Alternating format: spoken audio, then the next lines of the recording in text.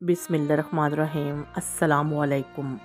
मौला इमाम अली की खिदमत में एक शख्स हाजिर हुआ और कहने लगा, मौला अली, हर जानवर के मुंह में ज़बान होती है और बोल सकता है, लेकिन मछली के मुंह में क्यों नहीं, और मछली पानी में ही क्यों रहती है। यही कहना था कि इमाम अली ने फरमाया, ऐ शख्स, याद रखना, अल्लाह ने मछली के मुंह में ज़बान भी दी थी और उसे ये ताकत भी दी थी कि वो खुश्की पर चल सके, लेकिन अफसोस, उसने खुद पर खुद ही जुल्म किया। वो शख्स कहने लगा, या अली, कौन सा जुल्म।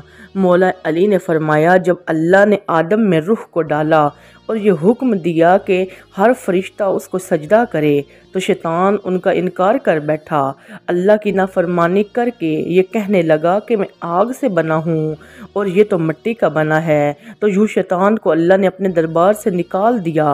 वो बदसूरत बनकर ज़मीन पर आ गया, इंसान से हसद और नफ़रत के साथ चीखने लगा और हर किसी को बताने लगा कि इंसान इस ज़मीन पर जुल्म करेगा।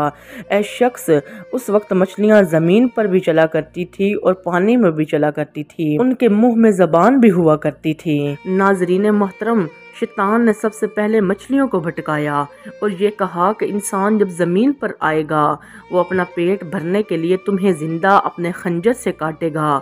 मछली ने जब ये सुना, वो समंदर में हर एक आबी मखलूक़ात को इंसान के खिलाफ करने लगी। तो यूं अल्लाह ने मछली के मुंह से ज़बान को गायब कर दिया और ये हुक्म नाफिज किया कि कोई भी इंसान तुम्हें ज़िंदा नहीं काटेगा, बल्कि तुम्हारी हद कुदरत पानी तक रख दी है। तुम जब पानी से जुदा होगी तो खुद ही तड़प के मरने लगोगी। तब ही जब हलाल मछली पानी से जुदा होती है तो वो तड़पने लगती है और उसके जिस्म का सारा खून उसके गले में आके जमा हो जाता है।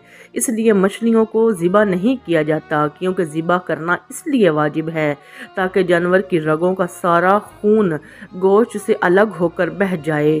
अल्लाह ने मछली पे ये कानून नाफिज कर दिया है कि वो जब पानी से जुदा होकर तड़पती है तो मछली का सारा खून मछली के गले में आके जमा हो जाता है और यूं मछली का गोश्त खून से पाक हो जाता है।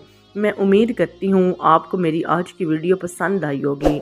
मज़ीद इस तरह की वीडियोस देखने के लिए मेरे चैनल हिकायात इस्लाम को सब्सक्राइब कर दें। मिलते हैं अगली वीडियो के साथ। अल्लाह हाफ़िज़।